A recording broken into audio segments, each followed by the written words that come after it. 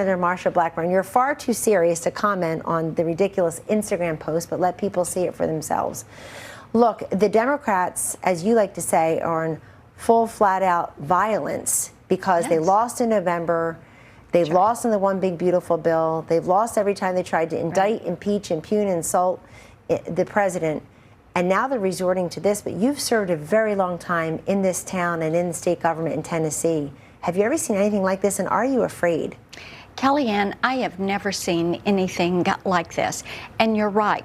The ballot box, Congress, the courts, and now they're resorting to this violence. You even have Jayapal on her congressional site having a lab, a resistance lab, wanting to train people how to resist ICE and government. And she has taken an oath to support the Constitution. So they're not willing to work through the system, which does not agree with their position on issues. So now they're going to resort to violence and attacks on ICE. You've got many members of Congress that are being swatted. They're getting bomb threats at their homes. They're getting threats of personal harm. And all of a sudden, it's all about violence and saying this, get shot, prepare to get shot. It's really a scary time. And we saw it in the first Trump administration too, in the way many people were treated. But the culmination, of course, was our president having his life being attempted to be taken away a year ago. But in this One Big Beautiful Bill, there are some provisions I don't know that have gotten as much coverage as some others. And I'd like to give you the floor now to walk us through the employee-sponsored provided child care tax credit. And also, you've been a leader for years on no tax on Social Security. We saw you front and center with the president the other day as he signed it into law and gavelled in. Tell us about those two provisions. Yeah, you know, and I think it's important to realize that this is the largest tax cut in American history. And President Trump, people doubted that he could get it done. By now, they ought to know. You do not doubt President Donald Trump. Included in this for seniors is the provision that is a bonus deduction of $6,000 per senior per year on income tax. And this removes that federal income tax burden from Social Security benefits.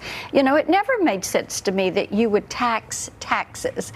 And that's what it is when you're taxing a senior Social Security. So big win there, and I'm grateful to President Trump for the support and the way he led on that issue.